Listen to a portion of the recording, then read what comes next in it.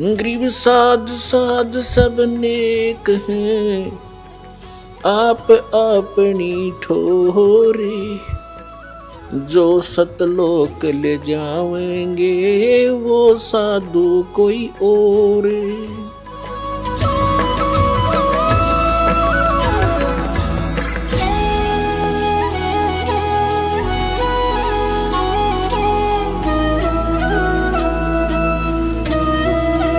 आप जी ने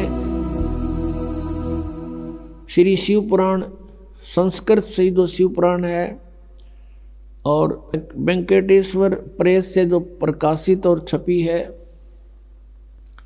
उसमें आपने देखा कि ये काल कह रहा है ब्रह्मा और विष्णु को, यू आर नॉट गॉड, तुम ईश नहीं हो, तुमने गलती से अपने आप को भगवान मान लिया। तो वो कहता मैं ही ईश्वर हूं, ये सब मेरा है। यहां परमात्मा कहते हैं स्वयं आकर के बताया है, और जिन महापुरुषों को वो मिले हैं उन्होंने उस परमात्मा की गवाही दी है। परमात्मा कहते हैं मुल्ला माया मग में बैठी, अनसा चुन चुन खाई, ये ज्योत स्वरूपी कहे निरंजन में ही करता भाई। एक न करता दो न करता नौ ठहराए भाई, और 10वां भी धुंधर में मिल जा सत कबीर दुहाई। ये ज्योत स्वरूपी निरंजन कहता मैं हूं परमात्मा, ये सब कुछ मेरा है। तो गरीबदास साहब जी कहते हैं कि परमात्मा के बारे में तो हमें जानकारी भी नहीं। ये ज्योत स्वरूपी कहे निरंजन, ये काल कहता मैं ही करता भाई, हमें मूर्ख बना रहा ये। और एक न करता दो ना करता, ये 9 करता ठहरा दिए, 9 अवतार ये सारे भगवान। और कहते 10वां भी धुंधर में मिलेगा, एक सत कबीर दुहाई। सत माने अविनाशी। क्या बताते हैं कि जैसे श्री राम, श्री कृष्ण और अन्य ये 9 अवतार मानते हैं, कहते हैं वो सब यहां मृत्यु को प्राप्त होकर गए हैं। और 10वां निकलंक नाम से आएगा राजा हरिश्चंद्र वाली आत्मा। और परमात्मा ने बताया कलयुग के अंदर वो संभल नगरी में विष्णुदत्त शर्मा के घर पर जन्म लेगा और सबसे शक्तिशाली होगा और उसकी तलवार बहुत लंबी होगी। उस समय सभी व्यक्ति कृतघ्नी हो जाएंगे, कोई भी आन कान रह नहीं, मांसाहारी प्राणी होंगे, सब पाप आत्मा हो जाएंगी। उनको फिर वो 10वां अवतार काटेगा, सबको अपनी तलवार से नाश करेगा, जैसे परशुराम जी ने अक्षत्रियों को नाश किया था। अब यहाँ परमात्मा के विधान में और इस काल के विधान में बहुत अंतर है। जिसमें प्राणी अकर्मी हो जाते हैं, अधर्मी हो जाते हैं,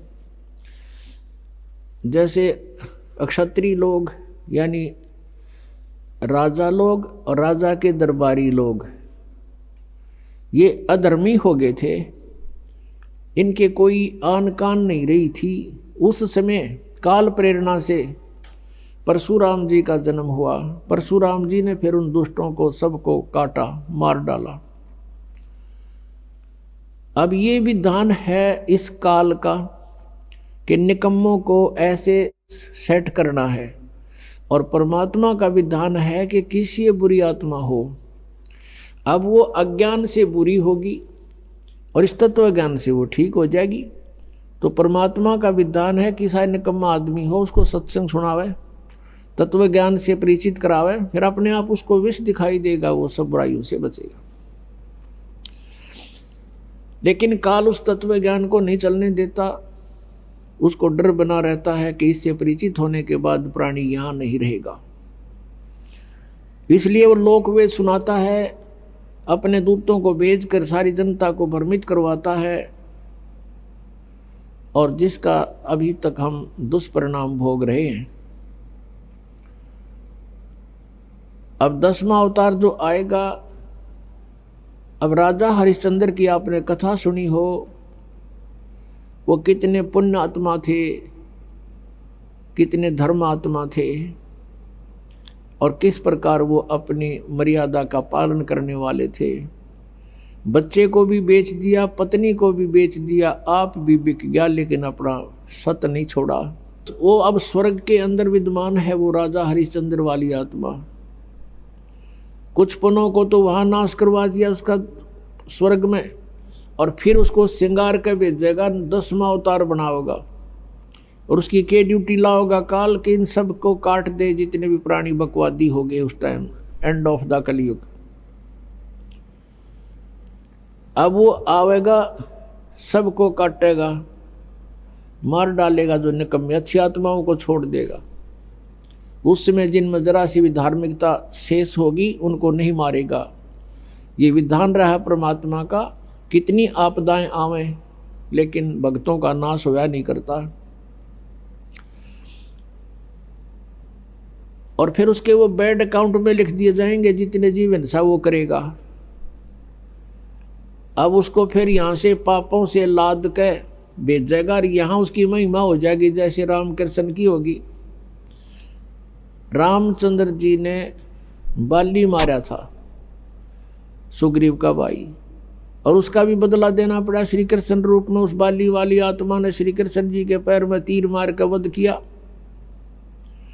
तो ये तो एक प्रत्यक्ष प्रमाण है कि किए का कर्म का दंड न भोगना पड़ेगा। तो बिना ज्ञान के ये सब ऐसी व्यवस्था है, जो परमात्मा से परिचित प्राणी हो जाते हैं वो इस काल के जाल में नहीं आते, अपना कल्याण करवा लेते हैं। तो क्या बताते हैं परमात्मा कि हम उनकी पूजा करते रहे जो भगवान नहीं थे, जो हमें कोई लाभ नहीं दे सकते थे, हमारे पापों का नाश नहीं कर सकते थे, हमें काल के जाल से नहीं छुड़वा सकते थे। तो वो ज्ञान उस परमेश्वर ने स्वयं आकर के देना पड़ा।